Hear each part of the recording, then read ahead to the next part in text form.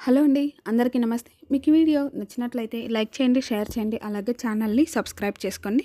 భూమి ఏమైనా చెప్పాలి అనుకుంటే చెప్పండి అని చెప్పేసి అలా గగన్‌ని అడగగానే ఇక గగన్ అయితే ఏం లేదు అని చెప్పేసి కోపంగా ఫోన్ పెట్టేస్తాడు.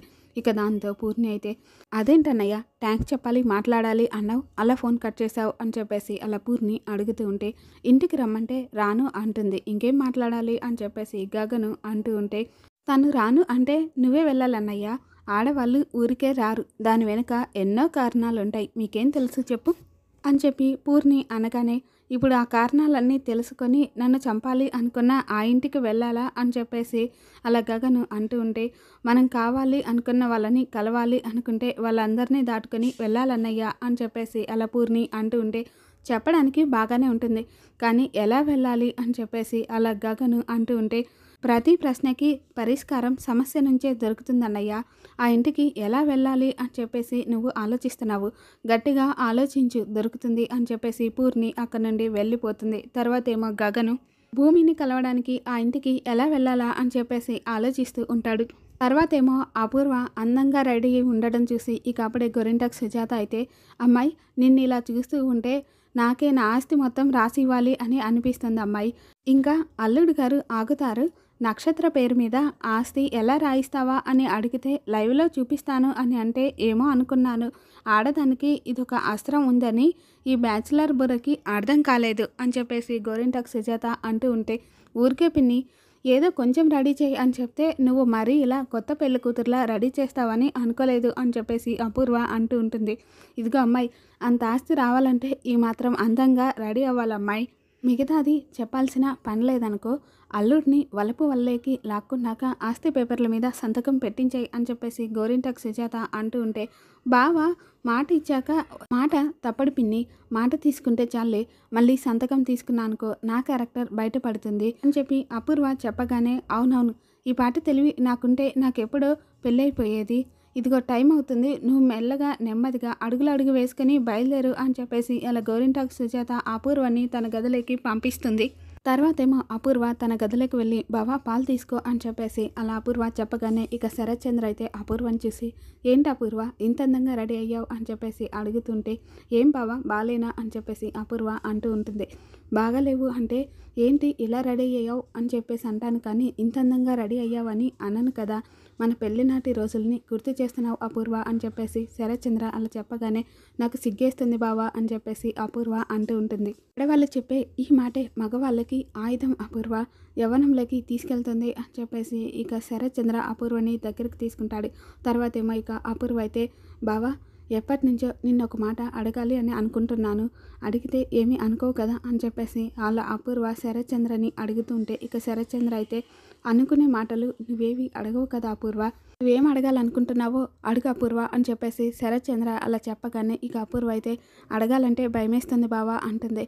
ఇక దాంతో శరత్చంద్ర అయితే ఎందుకు భయం, అడుగు అపూర్వ అని చెప్పేసి చెప్పగానే ఇక అపూర్వ అయితే నీకు మన పెళ్ళి కాకముందు ఎవరితోనో ఎఫ్ఐఆర్ ఉందని, ఆ ఎఫ్ఐఆర్కి సంబంధించి వాళ్ళతో పుట్టిన అమ్మాయే భూమి అని బయట అందరూ అనుకుంటున్నారు బావా, అందుకే నువ్వు భూమిని సొంత కూతురి కంటే ఎక్కువగా చూసుకుంటున్నావు అని కూడా అంటున్నారు బావా, నువ్వు శ్రీరామచంద్రుడివి బావా, నా మీద నింద పడింది అని చెప్పి నన్ను పెళ్లి చేసుకున్నావు, కానీ లేదంటే అక్క జ్ఞాపకాలతోనే జీవితాంతం గడిపేసేవాడివని నాకు తెలుసు, అలాంటి నీ మీద ఇంత పెద్ద మచ్చ పడేసరికి నేను తట్టుకోలేకపోతున్నాను బావా, ఈ అపవాద పోవడానికి నాకు ఒకే ఒక దారి కనిపిస్తుంది బావా, మనం భూమిని ఎప్పట్లాగే గొప్పగానే చూసుకుందాము, కాకపోతే మన ఇంట్లో పెట్టుకొని కాదు బావా, బయట ఎక్కడైనా మంచి ఇల్లు తీసుకో, లేదంటే హాస్టల్లో పెట్టుకుని అయినా సరే మనం మంచిగా చూసుకుందాం, అప్పుడు నీ మీద పడ్డ నింద నెమ్మదిగా మాసిపోతుంది అని చెప్పేసి అపూర్వ చెప్పగానే ఇక శరత్చంద్ర అయితే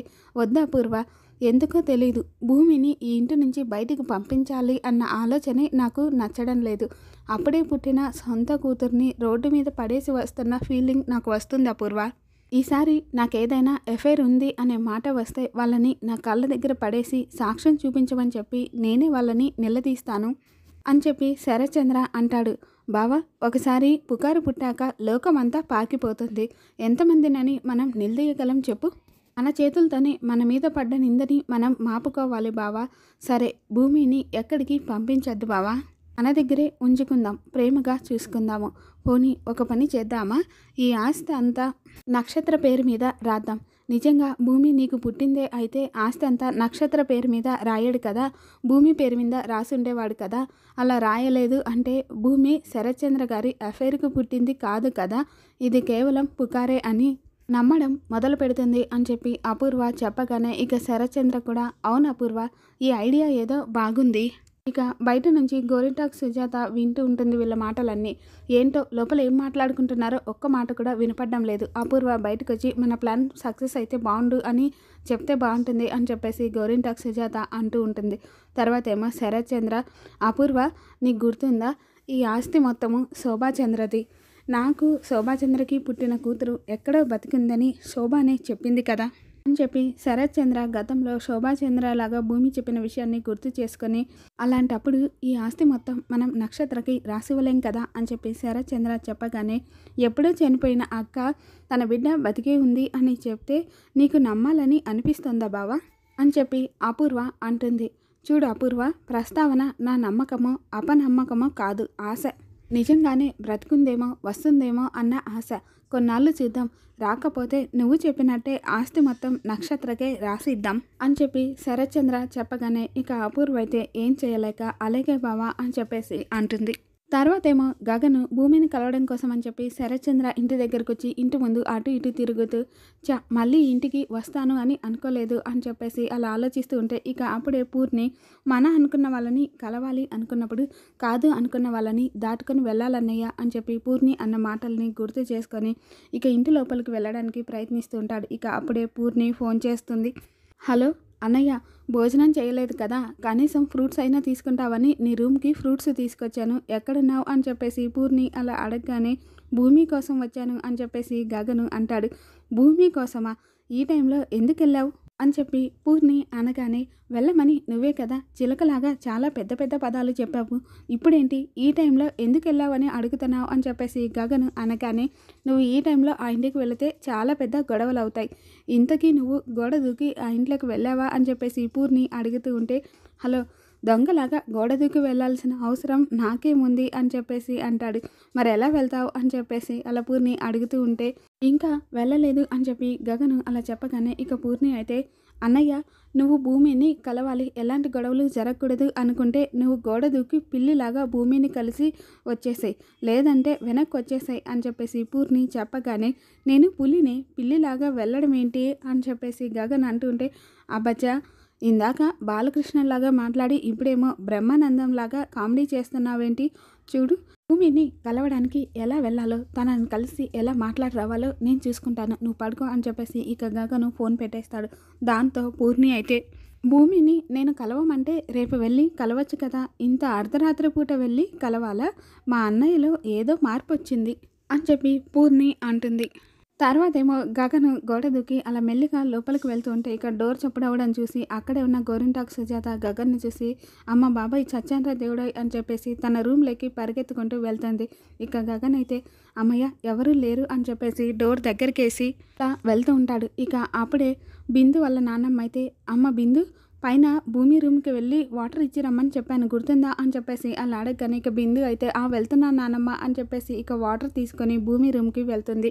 ఇక అది విన్న గగను బిందు వింటే తన వెనుక భూమి రూమ్ దగ్గరికి వెళ్తుంటాడు. ఇక బిందు అయితే రూమ్లోకి వెళ్ళి భూమి టైం ఎంతైందో తెలుసా, పడుకోవచ్చు కదా అని చెప్పేసి అడుగుతుంటే ఈ బుక్ కొంచెమే ఉంది అందుకే చదువుతున్నాను అని చెప్పేసి భూమి అంటూ ఉంటే బుక్కు తర్వాత అయినా చదవచ్చు, నీకు హెల్త్ బాగాలేకపోతే మళ్ళీ అటు ఇటు అయితే మామయ్య మమ్మల్ని తిడతాడు అని చెప్పేసి బిందు అంటూ ఉంటుంది.